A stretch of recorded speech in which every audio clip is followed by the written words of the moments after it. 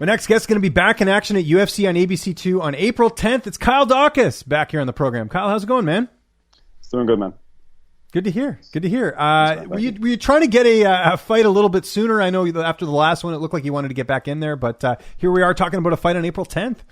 Yeah, after the last one, I just wanted to have a full camp. I did get called up to fight like a couple of guys on short notice, and I wasn't in like I wasn't like training as much and stuff like that, so it wasn't smart of me to take it on 2 weeks or a week notice that I got offered. So this fight actually came up in January.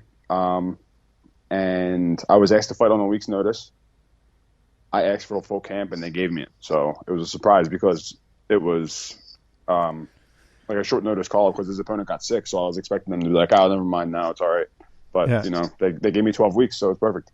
Good for you, man, because I know a lot of fighters probably would have jumped on that because they're worried about the job security and all that. But at the same time, you got to win fights, right? You got to be in ideal time, and I think I'm sure that's just smart play on your end, your management, like just knowing what your worth is, so to speak, right?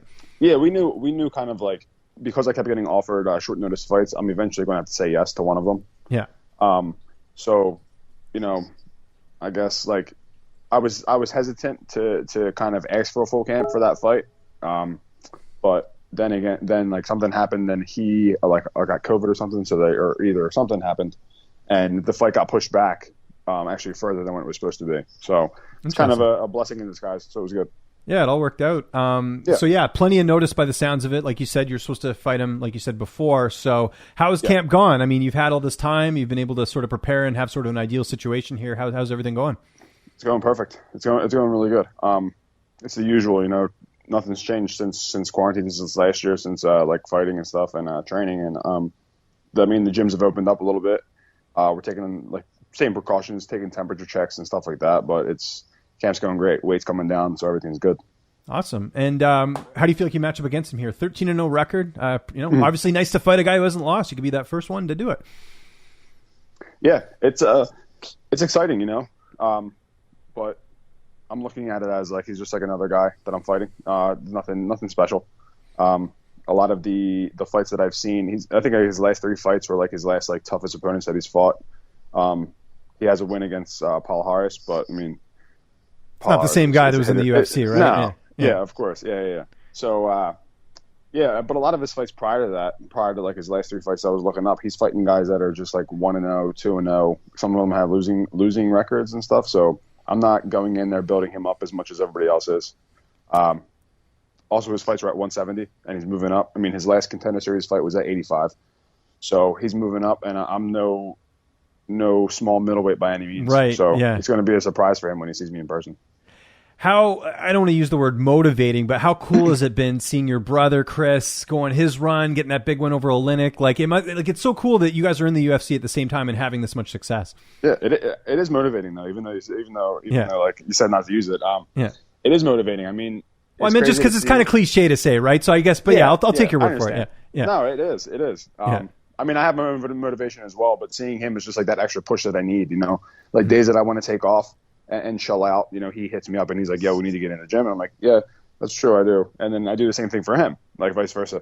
But it's great to see, he's doing great. He's top 10 now. And he's just waiting for that next opponent. So it's wild. And I just realized that I'm on the main card, so maybe they're trying to push the whole brother thing. So it's nice to see. That's right. Yeah, it'll be interesting to see if that's sort of what they're looking at there.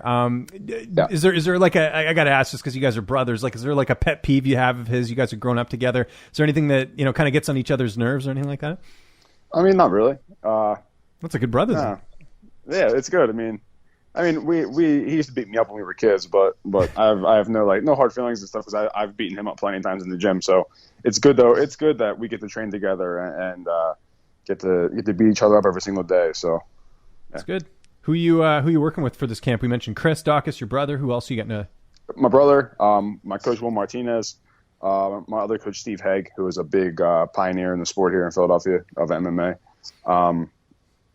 A lot of just other heavyweight guys, not a lot of known guys. A majority of my training partners are like heavyweights and like 205ers. So we have a lot of big guys in there, and it's a lot of good work.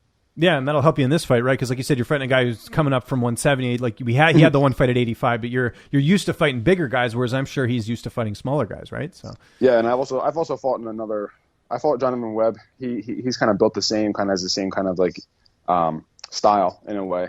He's just not as grappling. He's not as I should say wrestling heavy, but he is very jiu-jitsu heavy. But I'm gonna fight him the same way I fought Webb, and we're gonna come out with the W. So. How's the weight cut going this time around? It's going good. I'm around 200 pounds right now, so it's I'm actually like a lot lighter than I usually am. Right now, being 4 weeks out or so, I'm usually like 210. So, the weight cut is good. I'm being very dedicated and very strict this camp. So, it's awesome. Who's going to be in your corner? My coach Will Martinez and my brother. Awesome. And how's this fight playing out on April 10th? Obviously, feel like you're going to get your hand raised, but how do you envision the fight playing out? As soon as the ref starts the fight, I'm going to be in his face from the very beginning. I'm going to force him to wrestle. I'm going to make him get tired, and I'm going to look to finish the fight in the second round. We haven't talked since the Adesanya and Blachowicz fight. What did you think of that with Izzy losing his first fight in MMA?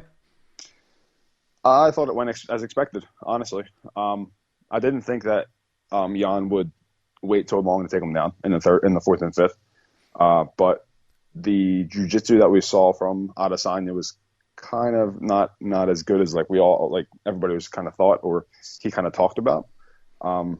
It seemed like it was very simple, very basic, and he really didn't. I know that Jan kind of stayed tight on top and was in control the whole time, but you didn't see Adesanya try to do any technical escapes. Everything was kind of just muscling. He was trying to muscle out of everything, but it went as expected in my opinion, and that just shows his weakness now. And he went on an interview saying "Oh, everybody, we saw my weakness." He does kind of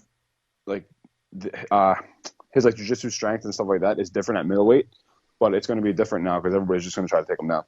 Yeah. So, no, it'll be interesting for sure.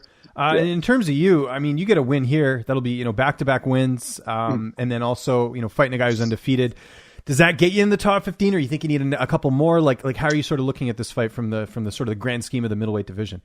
I think that when I do win, it will bump me up into to getting a ranked opponent just based off of the situation and the circumstances. I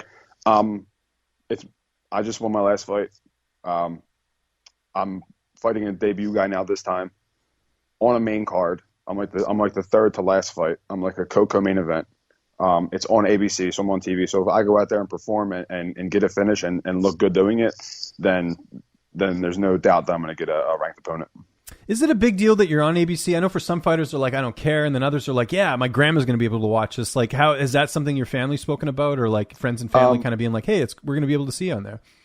Yeah, I mean, to me, it's another fight. So when I go out there, I'm not really going to be worried about it being on ABC or not. But it is awesome to know that the people that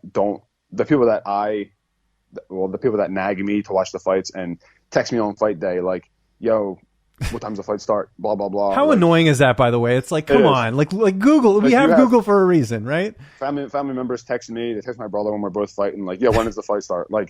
We've been advertising for the fight for the past 8 weeks. How do you not know? Yeah. And but now it's on ABC, so that's going to be pushed a little bit extra, so not everybody can watch it. So what my favorite thing is, kind of on that same line of thing, is where you'll see someone on social media be like, hey man, big fan, when's your next fight? And it's I'm fighting this weekend. You can't be that big of a fan if you can't even Google it, right? You don't realize that I'm fighting this weekend. Yeah. But yeah, I mean, it's exciting. It's good. I talked about it on a podcast that I was at. My grandmother who passed away a couple of years ago, we used to be upstairs watching ABC all the time on TV together. So now to know that I'll be fighting on ABC, it's crazy to think. She used to ask me is your fight going to be on TV? And now it's going to be oh, it's going to be on ABC now. But yeah, it's crazy.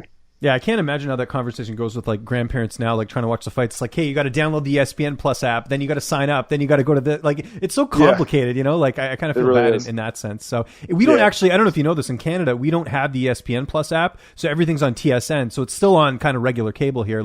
Most people have TSN here, so it's fairly decent to watch. But yeah, having to go through an app, that would be kind of a pain in the butt. And kind of on that note, what are you watching TV wise? What's getting you through camp right now? Netflix and all that.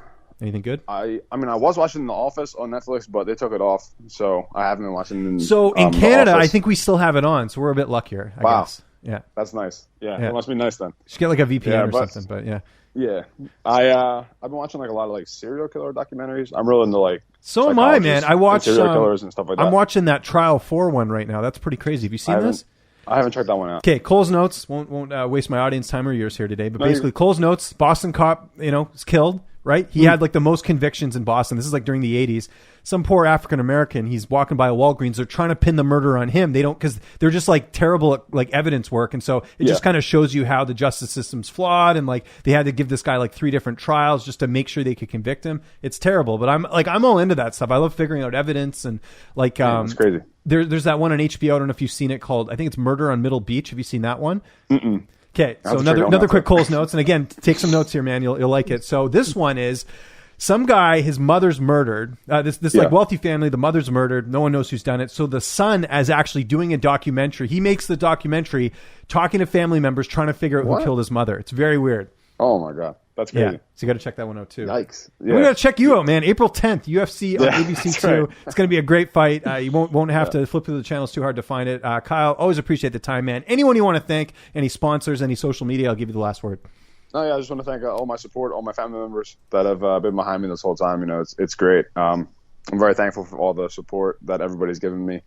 And I look forward to getting the win on April 10th and seeing what's next.